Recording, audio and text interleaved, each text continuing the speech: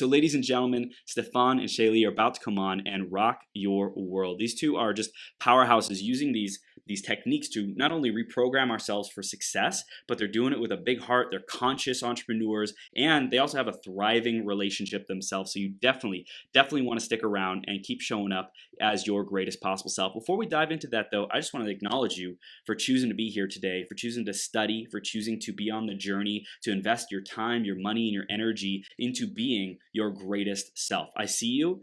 Keep showing up one step at a time. Next up, it's going to be our iTunes review of the week. And this week, let's see who it is by.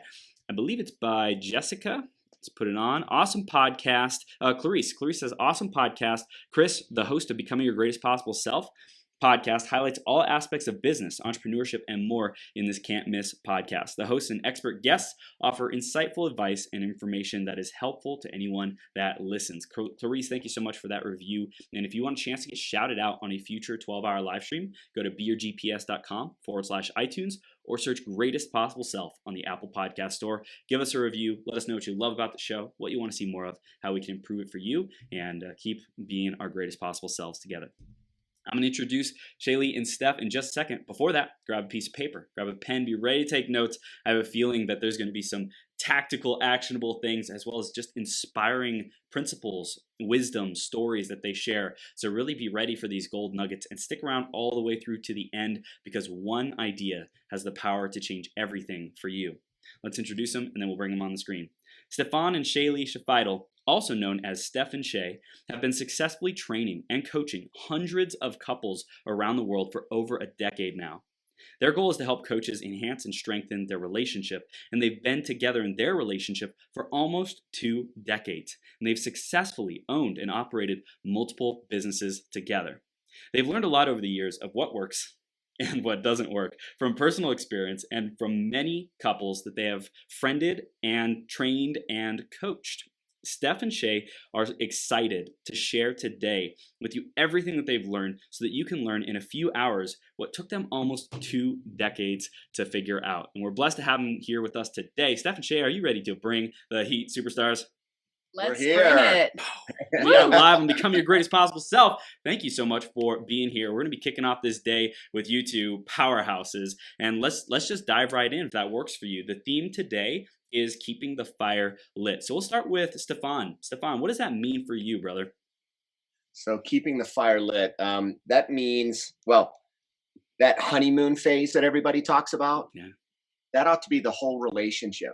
Right. That should be the whole length of the relationship, not just that honeymoon phase. And it's interesting, a lot of individuals will say, oh yeah, it's like honeymoon every day for us. And I love it whenever I hear that. And sometimes what is said doesn't match the actions that go along with it, if you know what I mean. That's what we would call incongruency, where we talk about this, where we say, and for those that truly it is congruent, I think that's awesome and great. Hallelujah, right? and the reality is, though, there's a lot of relationships that are like castles built on sand, if that makes sense. Wow. Where it's a nice, beautiful, outer shell of the castle. The inside's even nice, but there's no foundation, and it's built on sand. And if even a breeze comes by, it kind of knocks it over, right? Yeah. So I think in terms of keeping the fire alive, it's about being conscious in the relationship. What we know is that, well, it's kind of like have you ever heard of the Pacific gyres? They're out in the Pacific.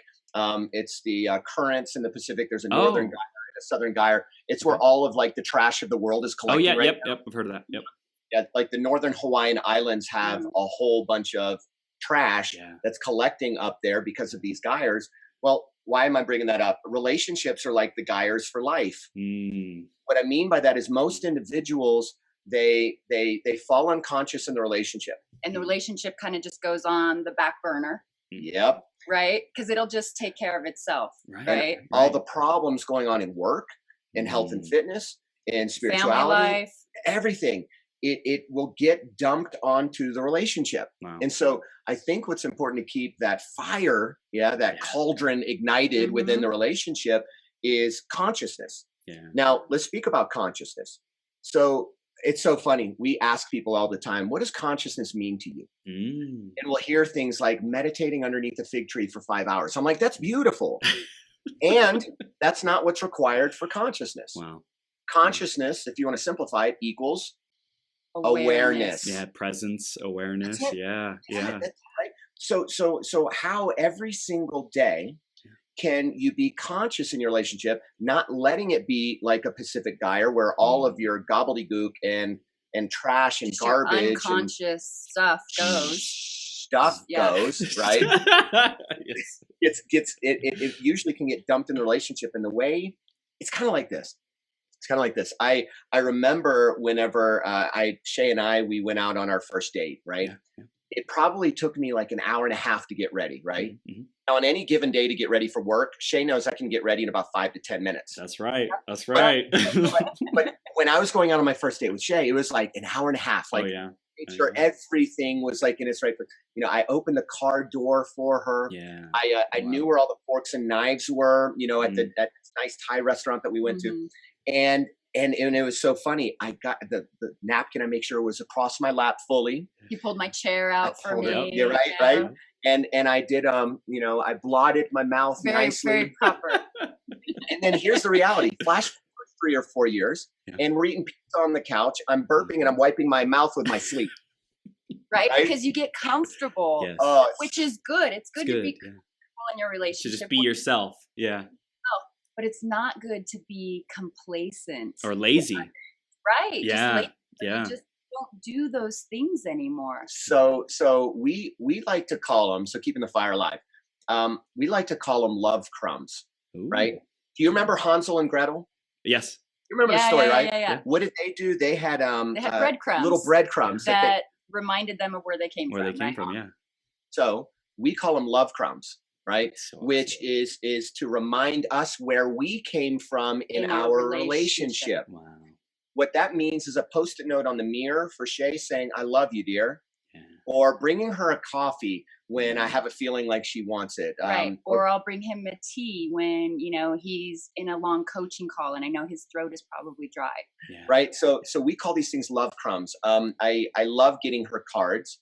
And I hide them in her briefcase. So if she's going to do a speaking engagement or a training or something, she'll find it randomly when she's away. And then I get the text like, oh, that keeps the fire alive, is just doing those nice things that they're not expected. Right. They're surprises, right?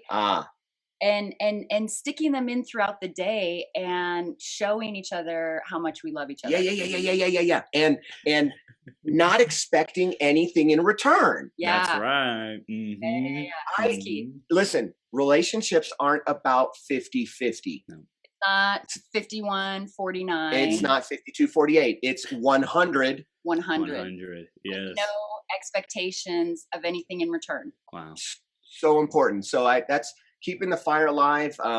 Quick, actionable thing that I think all the listeners can adopt and implement today is ask yourself, what is a love crumb that I can leave for my mate that will wow them and surprise them and make it feel like the courting phase never ended. Yep. Wow.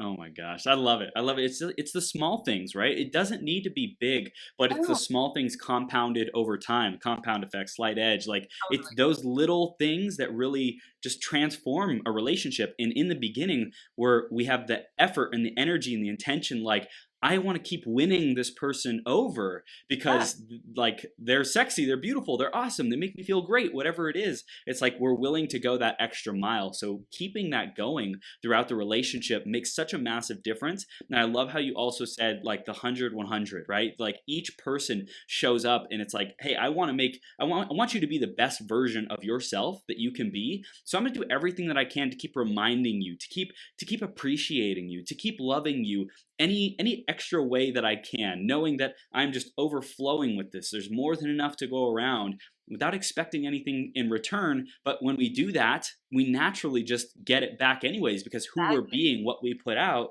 we get back as well. Yep. Absolutely. You get what you give, and so just by naturally doing that, you're right. You in turn receive it back. I love it. Did you want to say something, Steph? Yeah, if you could feel it, right? You could Yeah, feel yeah. it. It's like, bring it. Yeah. Here's something else too. Is okay. We've all heard of the concept, what you focus on expands. Yes. Most listeners have heard of that. Yep. Yeah. We know a lot about your type of listeners as well, and they're all conscious individuals. Yep. Like I said, let's remember the Pacific Gyre, right? A lot of people don't realize how unconsciously stuff is just getting dumped into the relationship or the relationship's back burner. Now, a lot of that has to do with focus. Now, yeah, we know what we focus on, we create. What we focus on expands. Energy flows where our attention goes. Right. Sure. Same thing in the relationship. Right. A lot of people, they know this. They know this in everyday life. They do it in their work. They do it in their health. It's about also carrying that into your relationship. Yes. So we have a great story that exemplifies this. Yeah. So we had a client some years ago, and he, we said, okay, so what's going on? Why are we here? And he said, well, I just got some stuff going on, blah, blah, blah, blah, blah. Fast forward to the part where he says, yeah, my wife, or actually, no, he said the Hulk. And we said, no. Who's the Hulk? And I said, you mean the big, strong green dude? We go, who's the Hulk? I said, because the way it happened, let me backtrack a little bit. We said, what is the main reason why you're not able to double your income? Because we were coaching him to help him double his income. He was a 7-figure earner and wanted to raise the bar even more. Yeah. And he said, the Hulk is keeping me from doing that. I said, the what? What? So we go, okay, who are you talking about when you say the Hulk? And he goes, oh, my wife. And we kept our jaws from dropping because we were kind of shocked by the response. And we said, but that was his reality. Yeah. Wow. So we said, okay, so why do you call her the Hulk? Oh, and he says, so it's simple. Just she goes from, loving and caring and nice to all of a sudden like a big green machine, like just tearing everything down around her, including me. It's just horrific. And I'm like, okay, so I have a task for you. I said, first of all, what do you want her to be like instead? Yes. In a dream world scenario? Yep. And he said, well, the loving, caring angel that I know that she is. And I said, good, focus on that. I said, I want you to go out for the next 7 days between now and the next session and look for how she's an angel. Wow. And I said, and that's it. I said, that's it. Everything that is caring, loving, supportive, and angel-like in her. And I said, here's the thing. I said, do you know? I said, if you took, and let's say we were all in a dark room together, right? And it was like no windows, right? And if you took like a 60-watt light bulb and you put it in the center of the room, it will scatter some light and dimly light up the room, but you probably wouldn't be able to read a book in the corner, right? Right. Now, that's interesting. So do you know that they've taken a 60-watt laser, actually less than that, and they've reflected it to the moon and back? So what's the difference? It's about the focus. Wow. Yeah. So if we're doing this in our health and fitness, which most people do, if we're doing this in our career, which most empowered people do, why the heck aren't we doing it in our relationship too? To look for, in around 400 AD, there was a little book called the Yoga Sutras written by Patanjali. I think you've probably heard of them. I've heard of it. I haven't read it though. Okay, so Patanjali said, every day I go out and I look for the divine in everyone. Yeah. What a great meditation, right? Yeah. And so we told him all of this. Yeah, we told him about the laser. We told him about Patanjali. And we said, so focus on your angel. Focus on what you want, which will expand. Comes back a week in the next session. And he said, I got to tell you, the time in which the Hulk came out the most was that time of the month. Right.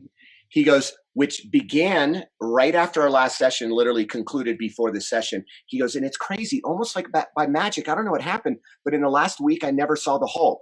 What?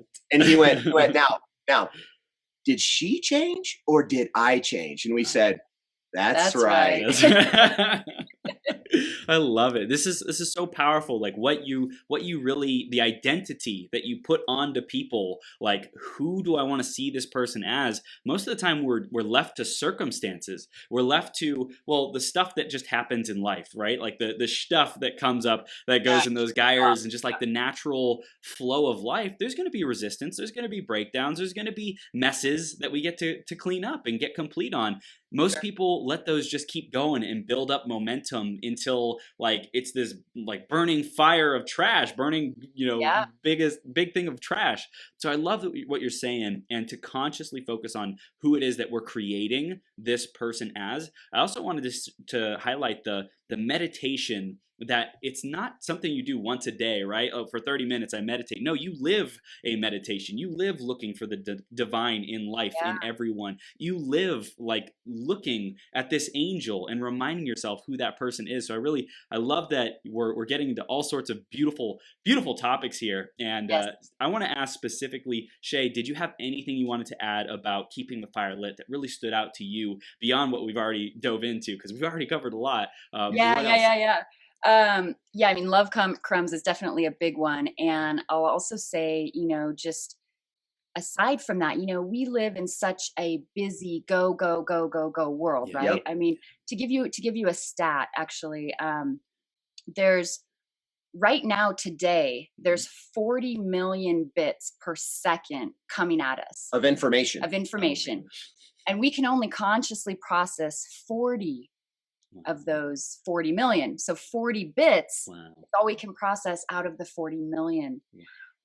So that means there's a lot of stuff going on, right? So a lot coming at us that we don't consciously recognize, or aren't able to really do anything with, or not choosing to do anything with it. Yeah, exactly. 100%. So we have the ability to focus on those 40 bits, right? So if we make those 40 bits positive, well, then we're winning against the system, right? So we're able to change, instead of focusing on all the negatives, right? Well, then we're going to get a lot of negative in our world. So if we focus on those positive 40 bits, this goes back to focusing on the divine in the individual, then we're going to live that life that we want, that everybody wants, that's full of love and joy and happiness. I mean, who doesn't want that, right? I mean, really. So at the end of the day, too, I think it's really going back to consciousness. I think we got to make time for our loved ones. Everyone's busy. Most people are working, families are working, the household, both people are working, got kids going in a million different directions. There's a lot going on. I mean, 40 million bits of information every second going on. A lot. That's a bit of a bit. Exactly. So it's about carving out that time, making a conscious choice to say, we're busy throughout the week, but we're going to get together at least one time and do a date night. Yep. Right. And I know that sounds so simple, but it's taking the actual steps, to do it. Just to do it, right? Yeah. And to fully engage with that person. No phones, no technology, and just have a conversation. Not one of these like, oh hey, yeah, honey, it's totally I hear what you're saying. I get you totally. Man. Not like that. I think it's creating that standard, because a lot of relationships have kind of just happened, and it's saying, hey, I'm committed to a deeper relationship with you. Is that something you're committed to as well? Okay, well here's a experiment. Let's run an experiment. Let's practice. Let's try something new. Let's not have our phones at the dinner table. Let's not have our phones in the bedroom past a certain time, like different things like that. But I think that communication and date nights, like one time a week, like just communicating on, we're going to be intentional about this block of time, this specific environment, this specific moment, to really transform and be present with each other. Exactly. And really in that date night, to do the best as possible, to not talk about work, not talk about the kids, talk about each other, and connecting on a deeper level. That's the challenge. Anyone can go out and do a date night. Sure. But can you take away the work, the family, the stresses, the bills, the finances, this and that, and connect at the soul level with who it was that you decided and chose to spend your life with? The reality is, relationships go through, you've heard of a rite of passage, right? Yes. Relationships go through rites of passage as well. Yeah.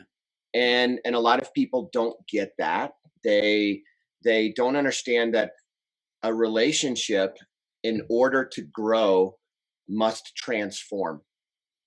Relationship, in order to grow, must transform. So there's a great quote out there from a spiritual guru that said, in order for the new to be built, the old must crumble.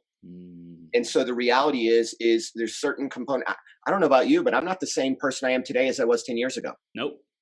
And your mate's not the same person she is today as she was 10 years ago. Right. So how do we expect that the relationship is going to be the same? It's not. It doesn't make sense. No. It's not possible. So it goes through these rites of passage, and what most people do, it's the moment the happiness fades, they pull the ripcord and they float out with a parachute into another relationship where all the same darn problems are again. Yeah, it might be, perfect initially, but then all of a sudden, all of the same stuff is going to come up, because guess what?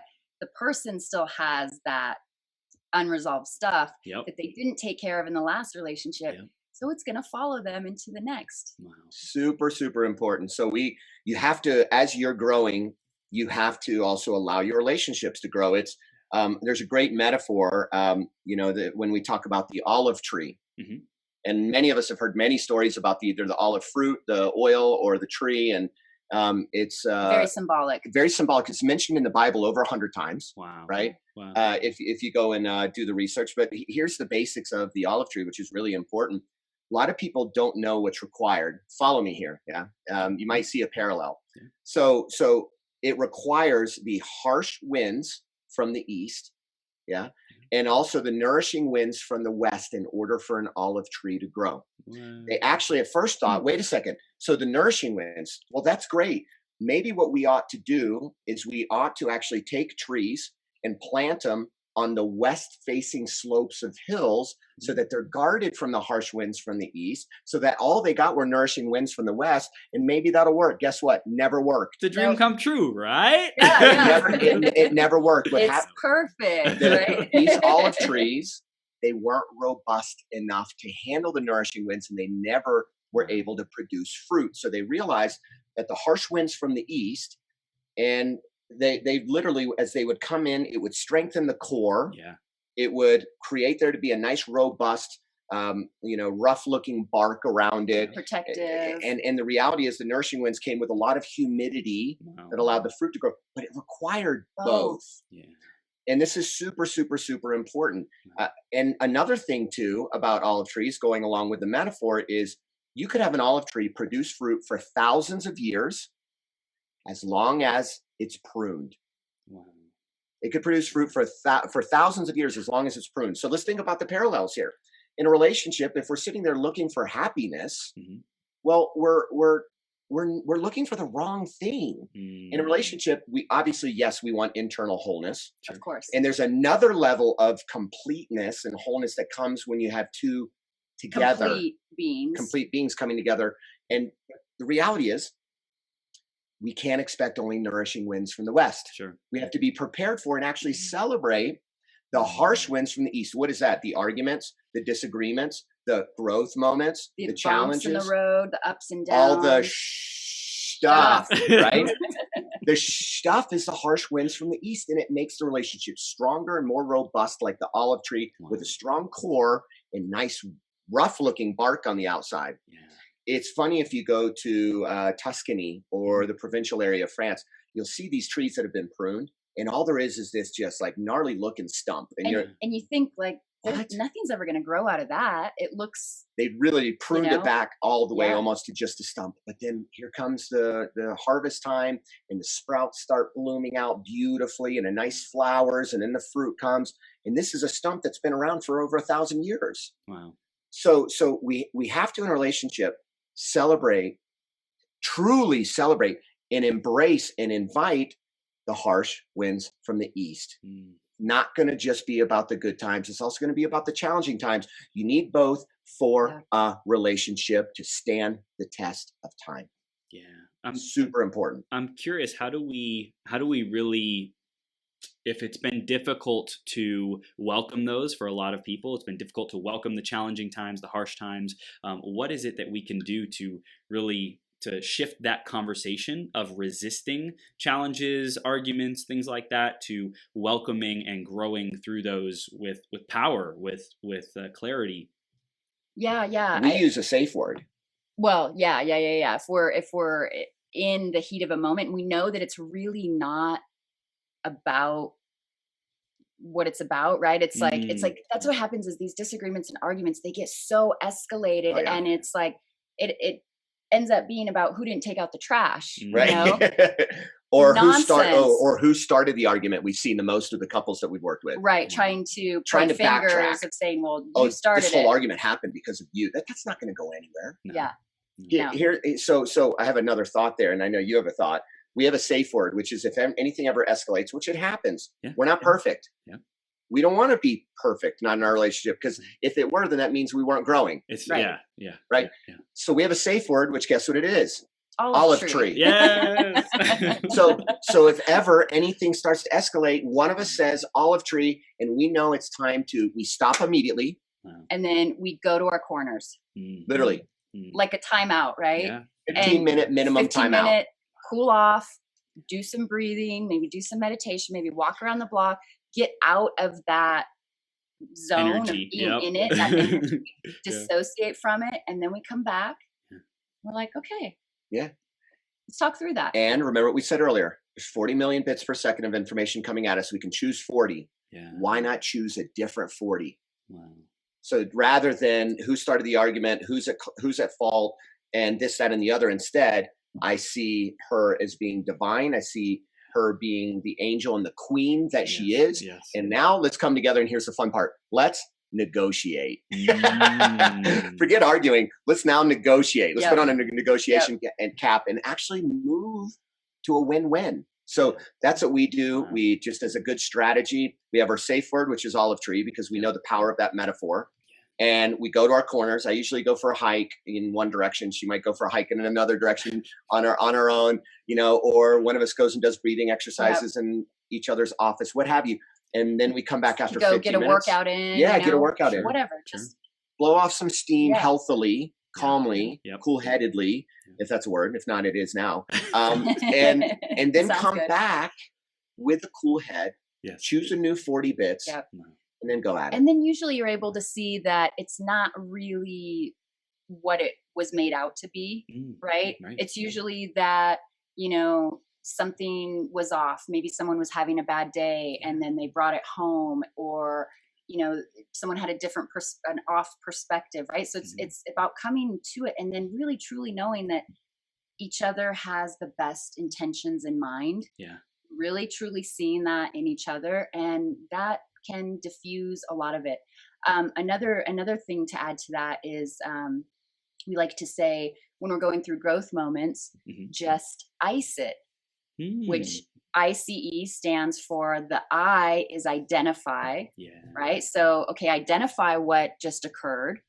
Okay, we got in a heated discussion, a heated argument. Okay. Cool. It's a growth moment. Yeah, that happens. Mistakes and learning moments are necessary for growth, right? Then change it. Change it, right? So decide what you want to do instead. Yep. And you could just ask yourself, okay, so that was a disaster. I don't want that to happen again. What do I want instead? I want us to be cool-headed, calm, and have a discussion like two adults. Right? And just change it. And then E is embrace, which stands for just embrace the fact that you're human, you make mistakes, you're not perfect. You're growing, you're learning. And your relationship is transforming. Don't, be careful as to not do what most people do, and they just pull the ripcord and they bail. Because it gets too hard. It gets too hard. So it's so, now here's something. Can I get a little heavy for a moment? Let's go. So you've heard of Carl Jung, right? Yes. Okay. He talks about the concept of perception is projection. Yep. This explains what we talked about with the 40 million bits. Yes. And then the 40. It actually explains scientifically, that came out of the Flow camp from an author by the name of Mihaly Csikszentmihalyi. He wrote the book Flow. It's a great, great, great book. And so that science of 40 million bits and 40 comes out of that camp, and it's obviously they're constantly adjusting the numbers. Those numbers are already outdated, but it explains perceptions projection really well. Carl Jung says that we tend to take all of our unconscious material and project it onto the ones we love the most. And what it is an external sign and a cue of something that you need to be improving in yourself. You heard the old saying, when you're pointing the finger at someone, how many are pointing back at you? 3. Right. Right back at you. 3 times the amount are pointing right back Yeah. at you. And we've heard the old concept of the pot calling the kettle black. It's in all of the fables. Yeah. It's in the Bible. It's in all of the philosophers of the past, and all the great psychologists all knew that when we are seeing something that bothers us in another individual, it means there's something within us that's unresolved that's causing that projection to happen. Now, hold on to your chairs. Think about this. So right. So here's the thing. Just to get heavy for a moment. Yeah.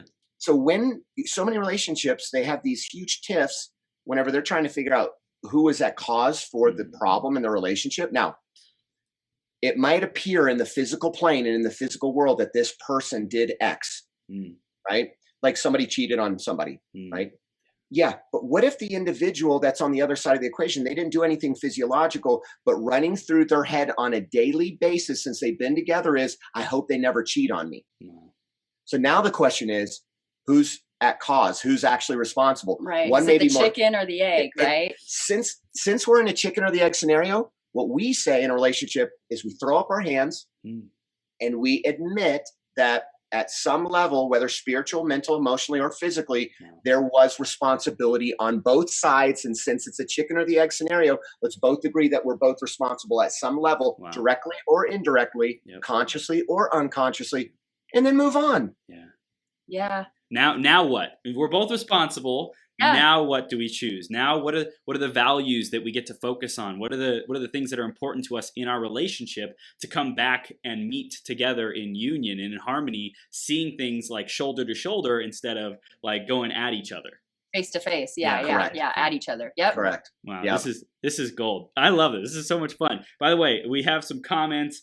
Chris Lee's out there. What's up, brother? Emotional integration time to feel and be whatever is coming in. Paula Brown, what's up? Vero, what's up? Everyone, if you have any questions for Steph or Shay, they are bringing it right now. And I want to dive in a little bit more to why you do this. Like, you two are so, I feel like, such a powerhouse geyser of value and of commitment to transforming couples' lives, businesses. Let's dive into the why. Like, what is it that drives you to do it? We'll start with Shay. Shay, what is it that drives you to do it? And if you want to share a little bit of the background of what got you into it, feel free. Yeah, absolutely. Well, let's see. So, we started our success training company 10 years ago. That's the parent company over our couples division. And basically the reason I got into it was, you have to hear Steph's story because it's pretty inspiring, and mine's much different than his. I was a very kind of shy, quiet kid growing up, and I would much rather sit inside and read a book than go out and, hang out with my friends, even though I loved hanging out with my friends, but I was so introverted, right? So when I met Steph, he was the complete opposite of me in that sense that he was so charismatic, outgoing, great communicator. Well, I was her projection, by the way. So that's just her. But it wasn't. That's the other side of perception's projection. That's her projecting who she was at the core onto me, which I'll accept that, but it's really you. But it wasn't actualized within me yet, right? I had a fear of public speaking. I was scared to death to talk to people, even my friends and family, without getting all, flustered and embarrassed and tripping over my words and whatnot. So when I met him, I was like, wow, I want to be like that. How can I do that? Wow. And I had a, transformation where I lost about 30 to 35 pounds. And I had a lot of women coming to me saying, how did you do that? What did you do? Help me get through this. And I knew what I did for me, but I didn't know what I could do to help them. So I went to Steph and I said, help me. What do I do? Because this was the first time in my life that anyone had asked me for help. Right. So he said, I think you're ready. Yeah. And that meant like stepping into the world of coaching people and transformation. And so, she went back to school and got high level certifications and licenses and became board certified as a coach and studied neurolinguistics, and hypnotherapy, many other practices and modalities that are good for, I would say, the human performance business. Yeah. So she was ready. Yeah. That was kind of her jump into it consciously. Yeah, exactly. Consciously. So I had a lot of breakthroughs, transformations. I got over my fear of public speaking. We ended up training general public people in personal development for, the last 10 years. And I couldn't imagine my life not doing that, right? Oh, Whereas yeah. if you would have told me 20 years ago, this is what you're going to do for the rest of your life, I go, You're no crazy. way, no way, you're crazy. It's never going to happen. So that was Wow. kind of my entry point, you know, was a younger, or I'll say I had an older start, a later start in getting into personal development. Yeah. Yet when we got in, we just jumped in head first, Oh, yeah. and we both left our respective fields, got into our business, and started initially working with corporations, executives, entrepreneurs, Doing and a lot of whatnot, executive coaching, business sales trainings, coaching. things like that. Yeah. Yeah. How we got into the couple space. Oh, this is a cool story. Is interesting. We were teaching a sales training. This was back in about 2011, and we had this executive who was in the course come up to us and say, "Hey, you guys work really well together." And he said, "And you're married?" And we said, "Yeah, we're married." And he goes, "And you seem like you like each other." And we said, Yeah, we "Yeah, actually we do. do. Yeah. We do."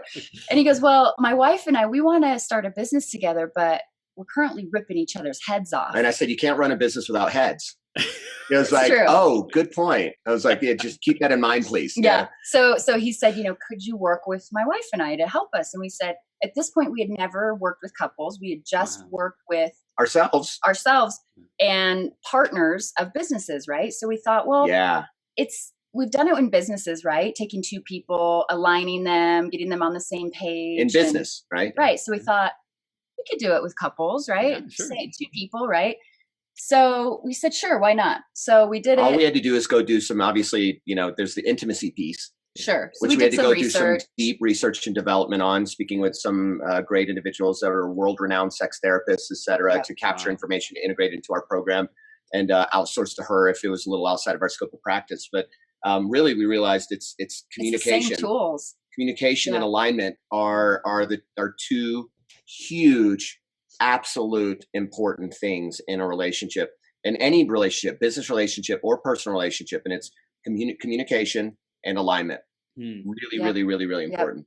So we did the work with them, and they had an amazing experience. They ended up starting their business. It was very They're successful. profitable in their first year. Yes. And we did not know this going into it, but they were highly connected in Southern California. And so after that session, or, you know, multiple sessions we did with them, our phone was ringing off the hook. For the next 6 weeks, our phone's ringing off the hook, and our schedule was booked with couples for the next 6 months. Yeah. So a business that was like 80% business coaching and 20% everything else, all of a sudden was like 80% couples and 20% everything else. Nowadays it's a little bit more even, but you know, as we've grown our team, et cetera, et cetera, et cetera. But anyway, it was funny. Everyone was calling us saying they were on the verge of divorce. They were at every party, at every dinner event, at every networking event. They were screaming at each other in public. Like, we were like, this is a time bomb waiting to happen. And now they're happy together. Yeah. They work well together. They started a business together. Their kids are happier. Like, it was, and they said, so they kept saying, so they said, we want some of that. Yeah. So we kind of stumbled upon that. And Yeah. it's, that's a, good, smart story. That's kind of how we stumbled into the couple space. Yeah. Congratulations, by the way. That's awesome Thank that you just like were open to it, and you took that dive in. It seems like that's a theme for you. When someone in the audience, for you listening or watching right now, when you hear or feel that call, like, oh, here's an opportunity, here like someone's telling me I could be doing something, like, dive in, give it a shot. Like, what do you have to lose? You know, like, just go for it. If you keep hearing something, you keep getting that nudge, if you feel it, like, dive in. I see you two just, you know, totally in alignment with it. Your powerhouse is doing it. It's awesome. Thank you. Yeah, it's been fun. Yeah, it was the inception of a whole new division of our company. Yeah. So with Success Training Company, we've got a couples coaching division. That's, you know, main thing we're talking about today. But we also have an executive and entrepreneur coaching division, also corporate training and high performance consulting. Yeah. So that was the inception right at that point, really, of opening up another division to our company. In terms of my background getting into this, it's interesting. So I had an early start, and I was 16 years old. Speaking of getting the call. Yeah, speaking of getting the call, right? I was 16 years old, and I was called down to the principal's office, and I'm in high school. And I'm like, I wasn't usually anyone that would get into trouble or anything like that. So I was really confused. In our school, the principal's office and over the intercom meant you were in like, Big trouble. deep stuff. Stuff, right? So we go in there and they said, a week ago, we put a little note card and we said, write out 10 names to everybody. We had about a 1,200 person school and everybody got a note card. And it was list 10 names of people that you trust. That's a great listener. And they help you work through problems. And so there were 10, I think about 10 of us that were there. Maybe some backups were there as well. But anyway, and we're there in the principal's office and they said, your names came up the most. Mm-hmm. I found out later that my name came up the most. Wow. So it was, and I was like, what do I do with this? And we're like, and what does this mean? Like, I'm sitting there wondering. And they said, so here's the deal. And this is, by the way, so this is in the early 90s. And this is in South Carolina. So very progressive. They said, we know that when kids are going through problems, they're sure as heck not speaking to us. And they're not even speaking to their parents. They're speaking to you all, apparently. The peers, friends. So if they're speaking to you, why don't we arm you with the most innovative tools used in communication and crisis management today? Crazy, so right? That you can, 16. So you can coach these individuals. I'm 16. and I'm getting chills right now remembering it because I'm eliciting the state from before. Wow. And I had this feeling inside like, yes, I'm supposed to do this. Wow. I've been doing it, all the time anyway. And it's funny, flashback, and I'll come back to that. I remember learning how to be a listener, and it was so funny. I was speaking to my dad going on to my first date. I said, "What advice do you have for me?" And he was like, "Number one," he had a strong Swiss accent. He was like, "Stefan, number one, right?" And he said, "You need to buy 2 bouquets of roses, one for the mom and one for your date." I'm like, that's cool. I still do that today, by the way. Yes. If we're going to visit her family, there's a bouquet for Shay and her mom all the time. Wow. But anyway, he goes, number 2. He goes, you want to know the secret to communicating with women? I said, yeah. And I was probably like 13, 14, whenever he told me this. And he goes, shut your mouth. They'll tell you everything you want to know. Yes. He went, just listen. Now, I did not know that tip would make me into being a great listener. And so there I am, flash forward. Reason my name is on a note card is because friends gravitated towards me, telling me about their life stories. And I loved it. I just listened and, and was like, well, what do you think you should do? Right. And, just asking them powerful questions. And, this is as a teenager. So anyway, the program in South Carolina was called Natural Helpers. I ought to find out if it's still around and, tell them how much of an impact that had and maybe even, come and do a speaking engagement with them or something. But anyway, side note. So they said, here's the deal. 1, your parents need to approve of you to be part of this program. Okay. 2, you're going to need a dedicated hotline to your house, not your home phone, your own phone number. Your phone number will be plastered on the high school walls, and it'll be the Natural Helpers hotlines. And you're going to be there to help individuals. Also, you're going to have to sacrifice your summers to go get high-level training in coaching, crisis management, et cetera. So we were literally from suicide risks to drug abuse, alcohol abuse, bullying, bad grades, depression, suicidal thoughts, anything. We were either 1, prepared on what we needed to do for a level 1 triage to help diffuse the situation. Then 2, in terms of triage, direct it to where it needed to be directed, proper authority and whatnot. Yeah. I'm 16. That's nuts. That's right. Nuts. I was doing different things when I was 16. Right. Me too. Me too.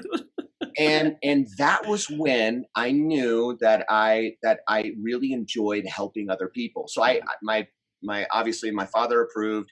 I was all up for it, stayed in the program as long as I was there. And pretty much from that point to now, whether I did a corporate job, I used to be a high level executive in Fortune 500 companies. I also had experience with startups and so I went in the business world, like a lot of people do sometimes, veering off path a little bit. Yep.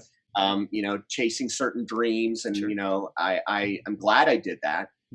And there came a point where the bureaucracy and the backstabbing and the sabotage was enough for me in 2009. And I remember I said to Shay, and I was like, I'm done. I got to figure out what's next. And she was like, well, what if you enjoyed about what you've been doing since? Because right after college, I was a leadership consultant. That's within the path. Yeah. On working on university campuses with student organizations. Wow. And I was always in a mentoring or a training role in my corporate, I would say jobs. Yeah. But she said, what have you enjoyed the most about everything you've always done? And I said, helping people, Yeah. finding raw talent, coaching them up, and helping them to really, truly actualize their true potential. And she goes, well, just do that full time. I'm like, oh, what an idea.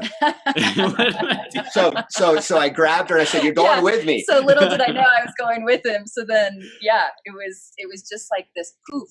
It just happened, and then we did a lot of work, to make it happen and to make it stick. And a lot of research and development. And there's been a lot of studies. ups and downs, any entrepreneur knows that it's, and then you take that and then we're in a relationship together, right? And we've now been married 15 years this year. Congratulations. Together Thank 16, you. yeah. So, it's, it's, we, as much as possible, we practice what we preach and what we teach, right? Yeah. Why wouldn't we? We have all these amazing tools that people pay us to share with them. So why wouldn't we use it in our relationship? So I think that's one of the most the differentiating factor of like really successful people, couples, etc. is, do you really embody it behind the scenes? Do you really practice what you preach? And I think there's a lot of people today sharing lots of great information, but it doesn't land and it doesn't create the impact and the congruency and the integrity that we all want to be a part of, right? We all want a leader who's teaching us, who has integrity like you two do, who's practicing these things behind the scenes. But a lot of people aren't doing that, and I really see it in you two. And one thing that I see that I guess kind of tips me off to that is your ability to flow in dialogue and jump in to each other's like sentences and stories without like any disharmony. It's like totally aligned, totally like flow. So I just have appreciated that really powerful dialogue that you two have. I'm sure from training on a bunch of stages together and just being in coaching calls together and just trusting each other to jump in and share when it feels good, when it feels appropriate, kind of thing. You guys, you're amazing at it. It's awesome. Well, it takes one to know one, by the way. Yeah, I mean, you can recognize it because you're like that in your relationship, is what Carl Jung would say, right? Yeah. I think it boils down to this: alignment. Yeah. And alignment is so important. Being aligned on values is important. We are aligned with life values. We are aligned with our relationship values, that context. We're aligned with our sex values. Yes. Yep. And because we work together, we're aligned in our business values as well. Right. Wow. And so super important is alignment. You've got to not only have an alignment on values in a relationship, same as in a business team. Executives are doing it in Fortune 100 companies. Why wouldn't we do it in our relationship, being aligned on values? Exactly. So I had a question about this stuff. If someone has been in a relationship kind of just, I don't want to say haphazardly, but they've just been going along and maybe they haven't done this deep foundational work to discover each other's values. How does that happen? And how do we distinguish, our relationship values or our business values or our, personal values? How do those all play together? Yeah. Good question. Yeah. So simple. Paper and pen, everybody. Well, unless you're driving, then just log it into the unconscious and then maybe play it back, reference the podcast notes later. So it's simple. You ask yourself the question, what is important to me in insert context? Life, relationship. Yeah, you could say, what's important to me in the context of life? Yeah. Empty out 3 times. That means, what that means by emptying out is, you'll kind of have a flow of a bunch of things happen, and then all of a sudden there's a pause. It's like your computer doing the whirly wheel or the rolling beach ball, right? It's a buffering. Yeah, it needs to fill back up. So you go through that process 3 times. Wow. And then you put still asking yourself, what's important to me about blank. Stay in the context. What's important to me about life? Empty out. What's important to me about life? Empty out. Do it a 3rd time. Empty out, and then put them in a hierarchy. In order. Yeah. Like what's most important. 1, 2, 3, 4, 5, all the way to the end. And just to kind of give, a brief explanation about values in case some of your listeners don't really know the exact definition. Values are what's important to us. They're what motivate us. They're how we feel after we do something. It's usually a word or a short phrase. Yeah. Like what's important to me about life? Health. Health is a value. Prosperity. Right. Love. safety, security, connection, whatever. Yeah. So same thing. What's important to me in the context of relationships? Empty out 3 times and then stack rank them, put them in order. Wow. Same thing for sex. This is great. I love this because oftentimes I'll hear about a vision, like, oh, set a vision for your life. And I think that it's important. There's a time and place for that. I think this is more timeless though, and it really dives into the essence of like what is the value, what is the driving thing. And when we discover that, then we can match it with, okay, well, if I'm living this in my sex life, what does that look like in 5 years, in 10 years? If I'm living these values in order of importance in my business, what does that look like in 5, 10 years? So I love what I'm hearing. I think for me, it's like a different spin on it, and how to really approach how do I create the life of my dreams, starting with kind of these more ethereal, encompassing things rather than specific details of like what is a circumstance, what is a physical byproduct of it. Those are great, they're valuable, but I think that the value is even more important. The core driver of it is more important. Absolutely. Values are so important. So important. We do this work with all of our couples, and then what we do is we align them. So there's actually a negotiation process that we do. So let's say we basically play the role of a mediator. Right. Basically. So we elicit one person's values in, let's say, the context of relationship. We elicit the other person's values. Yeah. Then it's not just like you say, okay, now you've got to adhere to each other's. No. It's meeting in the middle, negotiating, and creating a new list of values that is a joint list of values in that context. Yep. And then going through some active imagination processes we'll do with our clients to make sure at the unconscious level that it's also there. They have a picture, a sound, a feeling, a smell, a taste, and thoughts that are applied to it. For now, though, what's important to do is to be aware of each other's values. So they can do the exercise we just mentioned a moment ago for now. So they have an immediate actionable takeaway is what is important to me in the context of life. Empty out 3 times, put them in order. Do that for life, relationship, sex. Then write down, what does blank mean to me? Or how will I know when I have blank being the value? Then share it with each other. Like, for instance, this is a level 1 alignment before doing a complex alignment like we do. Exactly. So love is a very big word, right? I mean, love could mean something different to me, different to you, different to Steph, right? So that's what's really important in couples, is to have them define it so that they know what it actually means to each other. So we call level 1 alignment is just understanding each other's values. Okay. Level 2 alignment is understanding each other's meanings within the values. Level 3 is actually agreeing to a single common list. Damn. That's a deep level alignment. People, when they see us live, like on a stage, they'll be like, oh, how many times did you rehearse that? And we'll go, 0. We're so aligned just feed off of each at an other. Unconscious level. That's how we finish each other's sentences. It's not from rehearsal. It's from just alignment. Wow. Think about it. It's businesses use vision, mission, and values. Yep. Vision, where they're going. Big picture, by the way. There's a lot more to it, but I'm going to say this. Sure. Vision, where they're going. Or their impact, right? Mission, how they're going to get there. Yep. Values, how they will behave during the process. Wow. So same thing in a relationship. We have vision and a mission and values for us as a team, Steph and Shay. Man, when I'm curious, when a couple gets this vision, mission, and values into alignment, I mean, we have a variety of different things that could happen, but what are some of the favorite things that you've seen happen from couples who didn't have that in place and then they got it in place? So it's kind of like an oxen, right? Mm-hmm. So if you have a couple of oxen, if you have one ox, let's say one ox can haul about 1,000 pounds, give or take, maybe less, maybe more. Yeah. 2 oxen has been documented to be able to pull over 3,000 pounds. So not interesting, double, right? It's more than double. So that's what we see is the results end up being not 1 + 1 = 2, but 1 + 1 = 3 or 10 or 100 or more because of that deep level of alignment. It's just like oxen. Wow. Damn. That's so powerful. So the values is super important. Let's talk about in the daily life. What are some things that they can do to really communicate more effectively when stuff is happening, when they're not seeing things on the same page? You mentioned a couple things earlier. Is there anything else that comes to mind?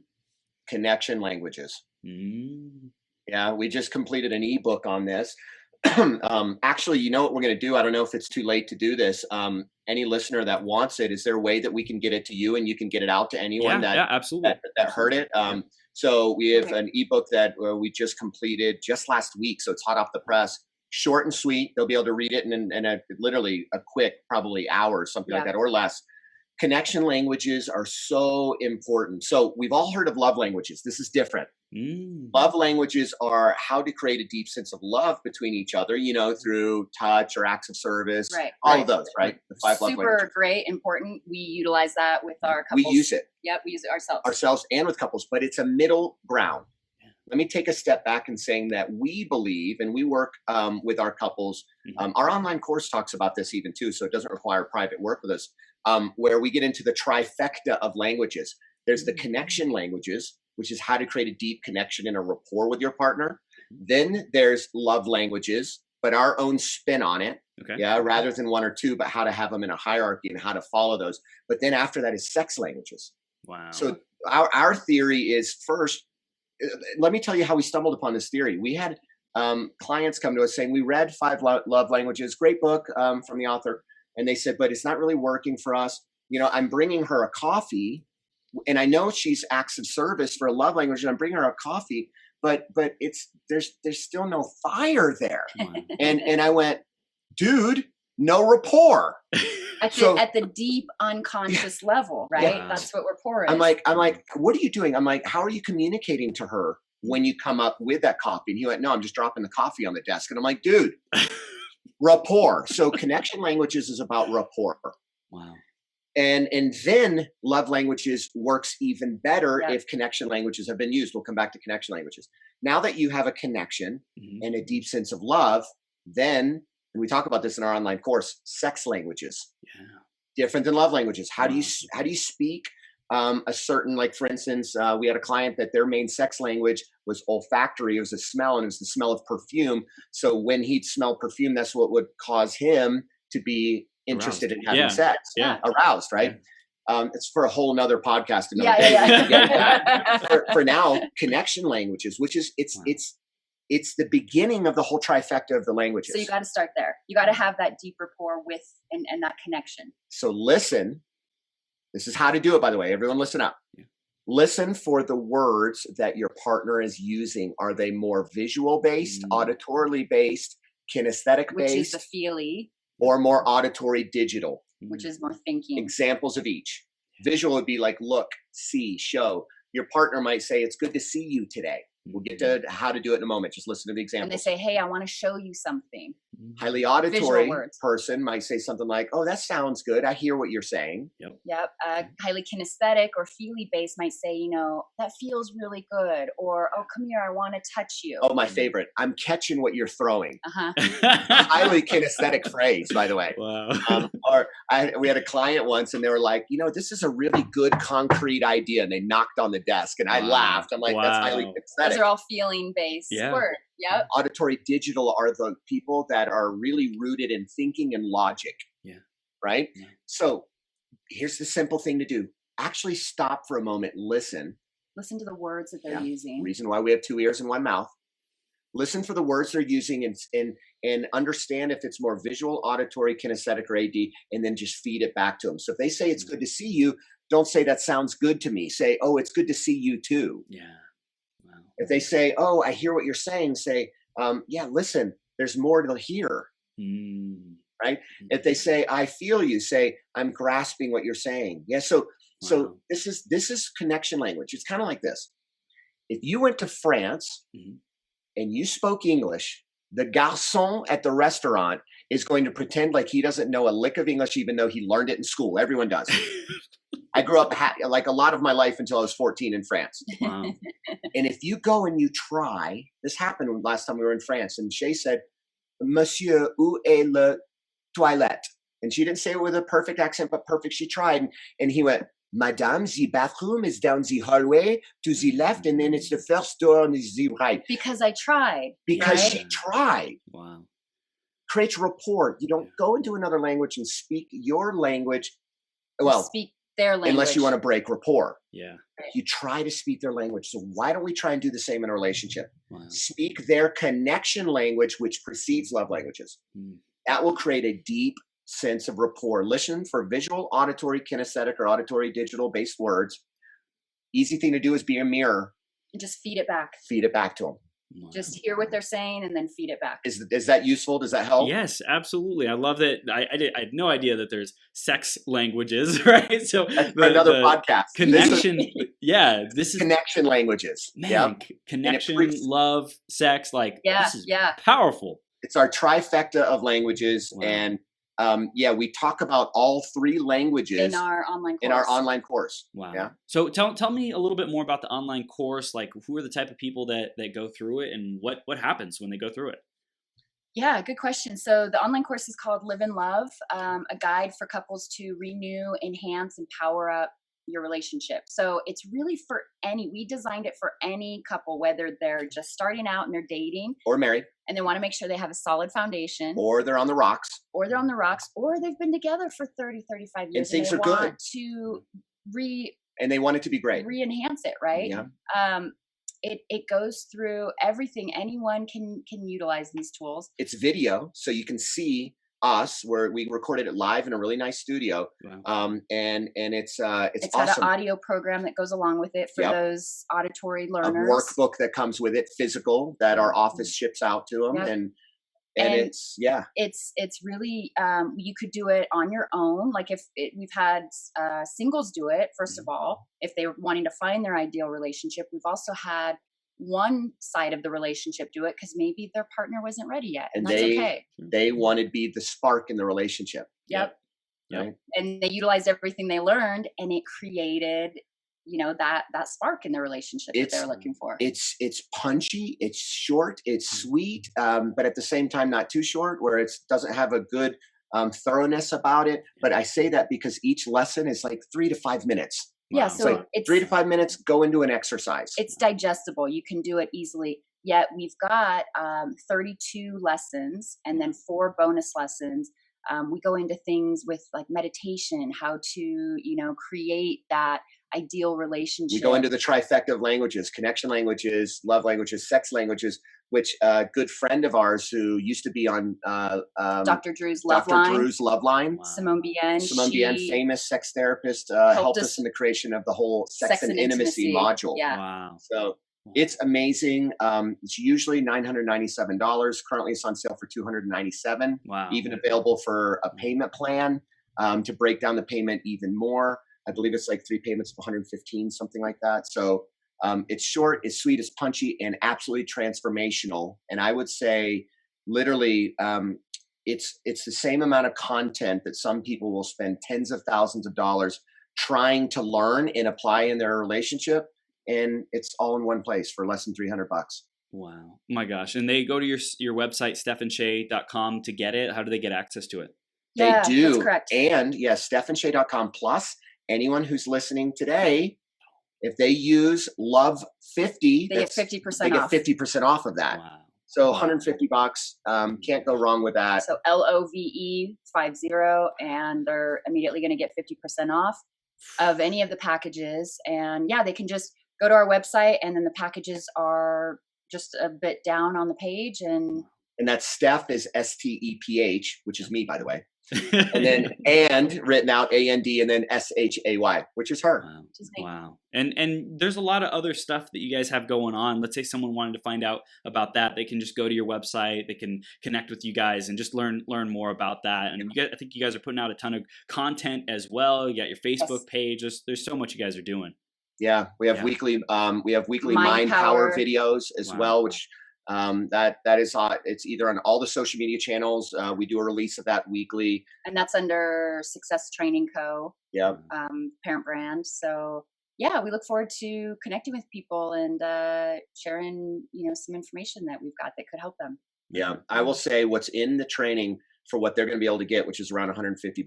Yeah. Mark my word, they will understand within this training that there's thousands of dollars of content within it that's out there in the development field that people are charging easily $8,000 for only a glimmer of what we have in this training. So, yeah. Wow. Steph and Shay, you too, man! Oh my gosh, you're brilliant! Five. Freaking yes, high five! Woo! Bring it in, a little go team, a little go